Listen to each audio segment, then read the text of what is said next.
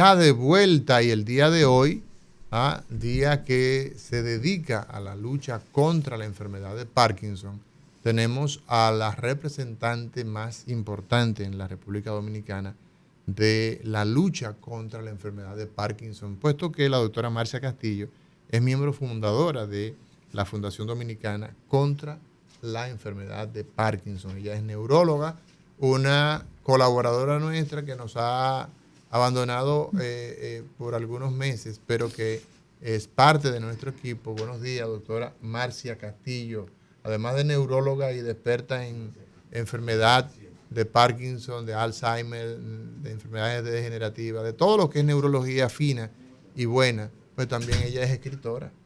Y filósofa e influencer en el buen sentido. Con un cerebro muy amueblado. Sí, señor, usted es influencer, no diga que no. La paja que usted... Me salen unos reels por ahí de la doctora. Usted es una influencer atípica. No. Usted no es una influencer cualquiera. No. Ojalá que tengamos este tipo de influencer en las redes sociales más habitualmente. Buenos días, ¿cómo estás? Bien, muchas gracias. Gracias por la invitación. Bueno, como acabas de decir, estamos... pues nada, en un día muy especial para todos nosotros. Estamos en un día... 11 de abril, dice ahí, yo amo una persona con Parkinson. O amo 6 millones. 6 millones. 7 millones. En todo el planeta tenemos 7 millones de personas. 7 millones y se prevé que para el 2050 seremos 12 millones. No me digas, tanta gente. ¿Por qué? Bueno, tú sabes que la casuística de las enfermedades neurodegenerativas incrementa por razones muy diversas. Sí. Y una de ellas es que somos más longevos. Somos más viejos, pero somos más enfermos. Más enfermos. Y a pesar del llamado emergente que hizo la OMS en el 2020 hacia la longevidad sana, lastimosamente no todos los países están acatando las estrategias de lugar para proveer ese envejecimiento Ni los sano. países crean las condiciones tampoco. Porque Sí, me refiero a eso, porque es un llamado a la sociedad civil, es un llamado a la política sanitaria, es un llamado a los tomadores de decisiones. Claro, porque son decisiones, yo creo que plurales, multidimensionales. No podemos solamente ponerle esta camisa al Estado. Esta camisa es de todos. Claro. Y bueno, la idea es que cada día se provea una longevidad, pero una longevidad sana. Entonces, esto va de la mano con que cada vez haya más enfermedades neurodegenerativas, Alzheimer, Parkinson, Lewis, demencia frontotemporal, aunque la demencia frontotemporal tiene un componente altamente genético. La enfermedad esta de Bruce Willis es la demencia frontotemporal. Sí. Como se ha caracterizado, o por lo menos lo que ha salido a relucir en la prensa. Es una enfermedad, doctora, con una frecuencia intermedia. No es tan frecuente no es tan alta. Como Parkinson, ni como Alzheimer o demencia vascular, pero hay mucha confusión entre demencia vascular, por lo menos en el colectivo de la medicina general, y Parkinson y demencia vascular. A fin de cuentas, hay Parkinson vascular. Exacto. O parkinsonismo vascular. Pero entre la demencia Alzheimer y la demencia vascular, a veces hay un hilo muy fino para poder establecer diferencias. Pero entonces existen otras demencias como esta, la frontotemporal. Sí. ¿De qué depende? Lo que dices tiene mucho sentido. Es muy interesante el comentario, porque precisamente cuando nosotros hacemos un diagnóstico de demencia decimos tipo. Sí, demencia tipo Alzheimer, demencia, la única que podemos decir demencia vascular, y a veces ni siquiera podemos decirlo porque nosotros no tenemos tal vez ese pragmatismo para hacer biomarcadores genotipados. Existe, pero no tenemos esa accesibilidad en términos Lo más que podemos hacer es una resonancia bien hecha cuando tú encuentras y muchas. Una batería neurocognitiva que ya es una herramienta, objetiva y nos dice, mira, este patrón es un patrón que nos orienta mucho a una demencia frontotemporal, como bien dices tú. Pero sí, el hilo es muy fino y muchas veces se concatenan. Por ejemplo, tú puedes tener una demencia tipo Alzheimer que en un paciente adulto mayor que es diabético, hipertenso, dislipidémico, tenga un componente vascular. Porque recordemos que, por ejemplo, en el caso de la diabetes es una enfermedad vascular. Yo le decía eso a una paciente el otro día. una paciente que escudriña mucho y me dice, doctora, la diabetes es una enfermedad metabólica. Digo yo, sí, es una enfermedad metabólica, pero es una enfermedad vascular. Claro. Sí, la retinopatía es una enfermedad vascular. Claro, la nefropatía es una enfermedad vascular. ¿Y el pie diabético? Daña el endotelio. Sí. Y ahora cuando estamos tanto en el tema del estrés oxidativo y que el estrés oxidativo es la causa de todo lo que es el daño, por ejemplo, neuronal en muchas enfermedades, incluso neurodegenerativas. Pero eso que dices tiene mucha razón, porque el imbrincamiento o la cabalgadura de estas enfermedades neurodegenerativas es muy fino. Así es. Eso es muy fino. El día de hoy, Día Internacional de la Lucha contra el Parkinson. ¿Qué es la enfermedad de Parkinson? ¿Qué es lo que nos convoca, doctora Marcia Castillo, en Cátedra Médica, hoy, 11 de abril? Bueno, recordar que el 11 de abril usamos esta fecha porque es el natalicio de Sir James Parkinson.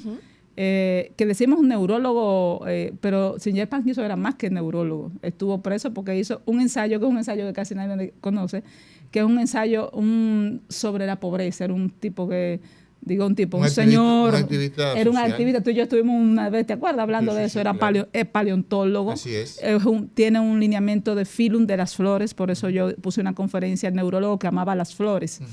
Y Sir James Parkinson hizo esa publicación de lo que él llamó parálisis agitante, y no fue él que puso como Lewis, mis cuerpos de Lewis, sino que fue Jean-Martin Charcot, el padre de la neurología, en honor a él, mira qué bonomía, que puso su nombre. Y por eso hoy, 11 de abril, hacemos campaña de concientización y sensibilización en base al natalicio de Sir James Parkinson. El Parkinson, él lo describió con una tríada que todavía remanece siendo una tríada clásica, y hablaba de los síntomas no motores. ¿Cuáles son entonces esas tres cosas para que la población entienda? Es un temblor que es un temblor en reposo, ese temblor en cuentamonedas. Estamos en movimiento, no es el temblor en movimiento, sino estamos tranquilitos.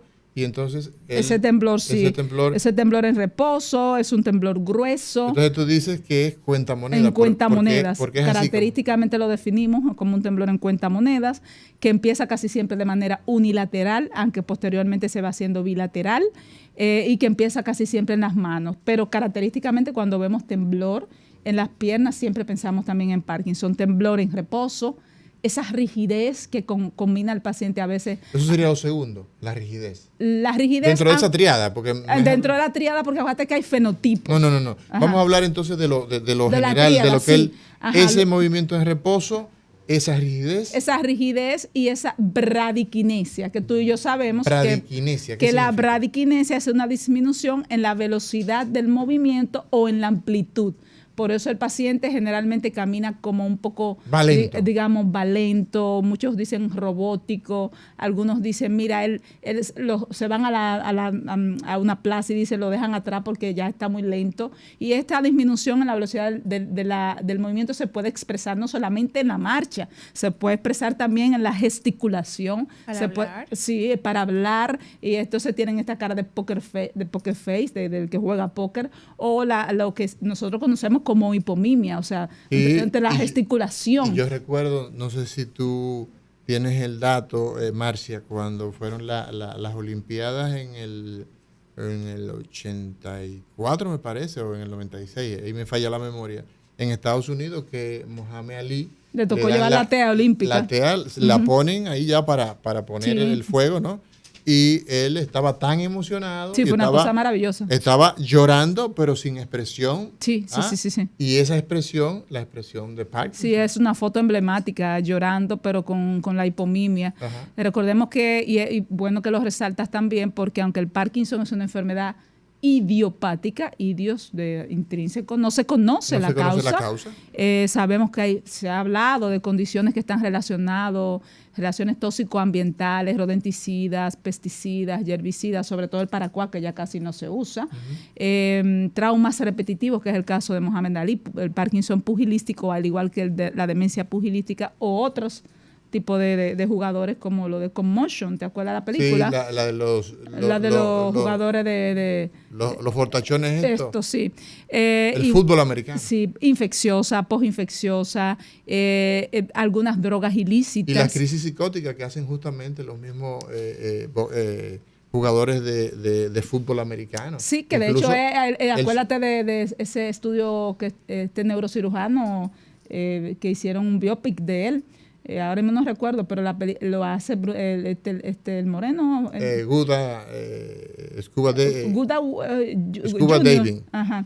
Hace esa película muy, muy bonita sobre la vida, Carson. La depresión y los cambios. Pero es otro capítulo, tal vez no, para no cambiar el tema.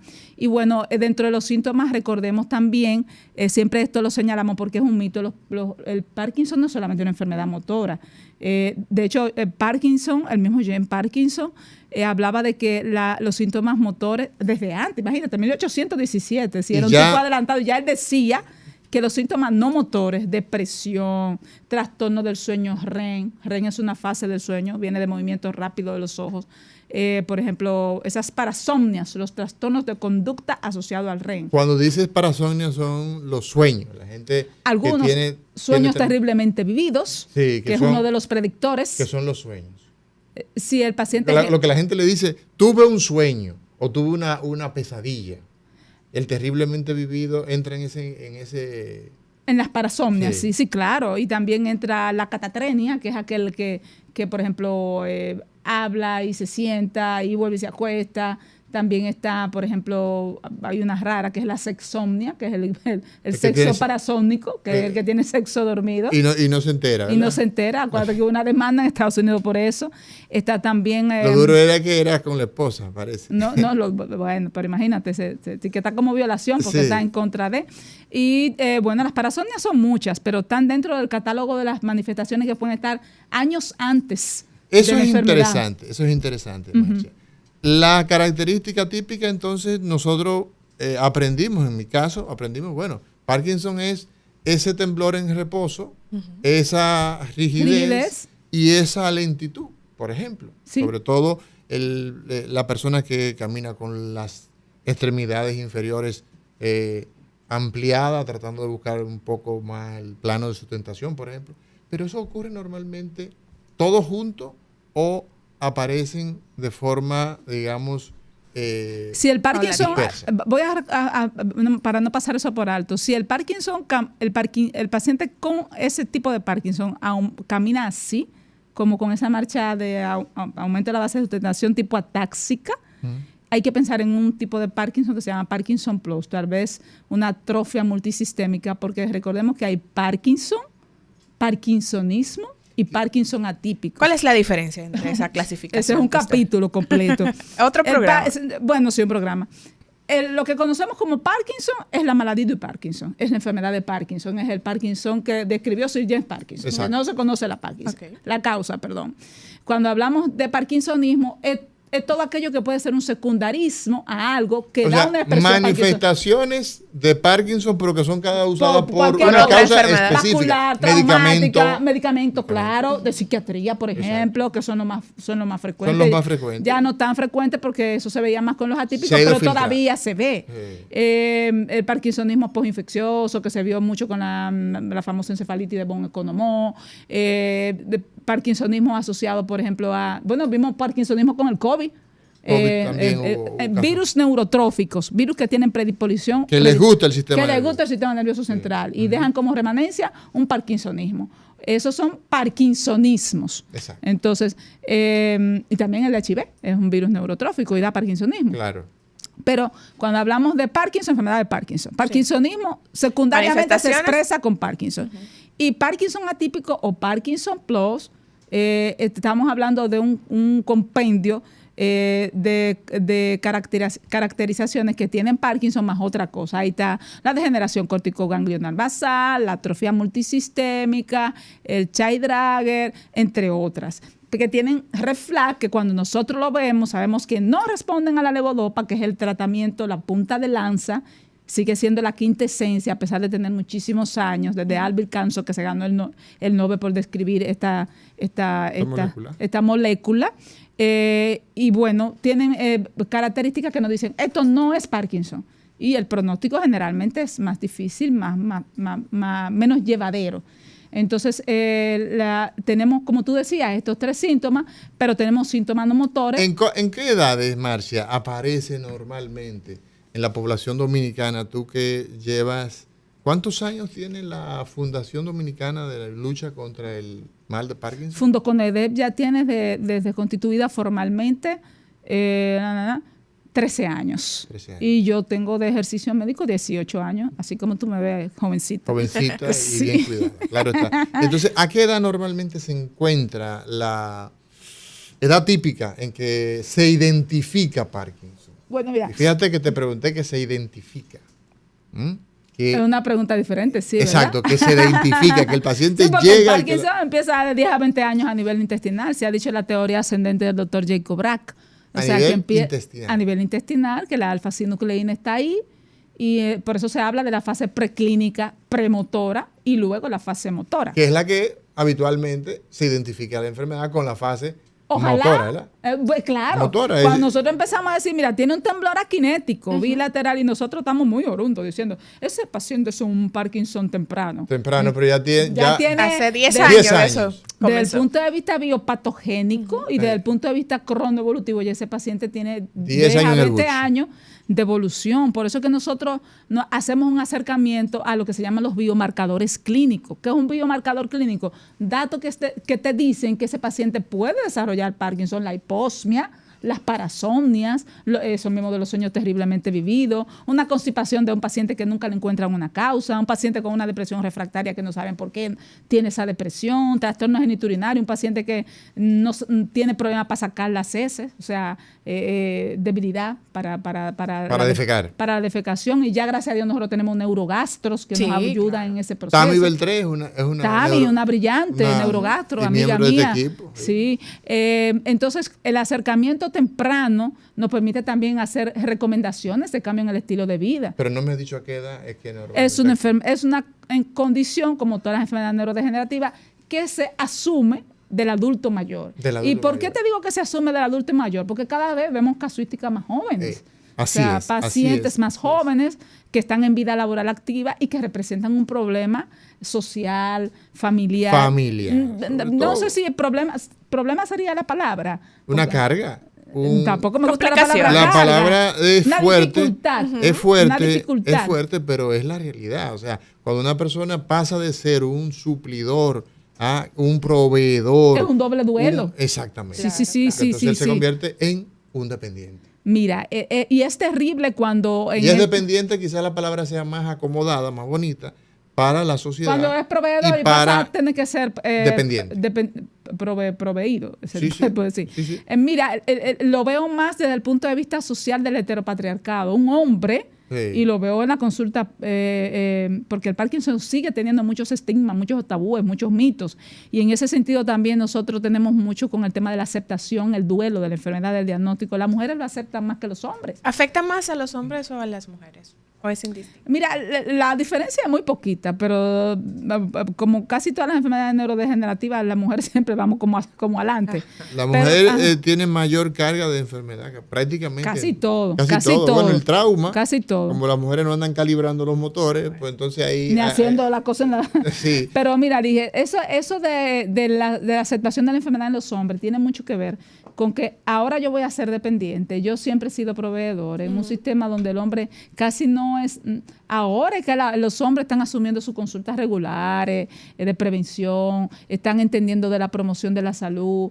Pero cuando tú un hombre lo ves temblando y empieza, por ejemplo, un abogado, un ingeniero, la mano en el bolsillo. Y siente la mano en el bolsillo. La típica mano en el bolsillo. Porque no quiero que me vean temblando. Porque no quiero que asuman que yo soy una persona dependiente.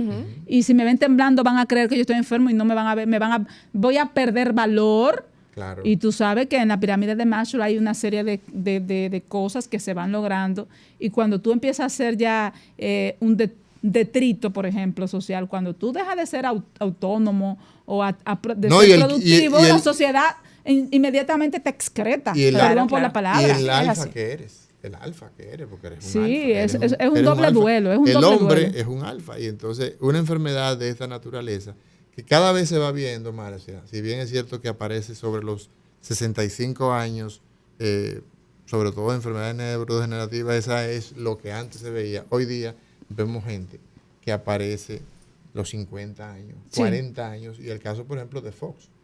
Sí, Michael J. Fox, sí. De Volver al Futuro, es un emblema no solamente de resistencia, de resiliencia. ¿Qué edad tenía él cuando Muchos de sus biógrafos dicen que tenía 28. 28 años. 28 años. Claro, las variantes infanto-juvenil y las variantes de debut temprano, que nosotros tenemos 20 años para infanto-juvenil y menos de 50 años para pacientes de debut temprano, son variantes casi siempre de mutación genética. Ya. Tenemos que irnos a una pausa. Marcia Castillo hoy hablando a propósito del Día Internacional de la Lucha contra el mal de Parkinson, hablando de Parkinson y demás hierbas aromáticas.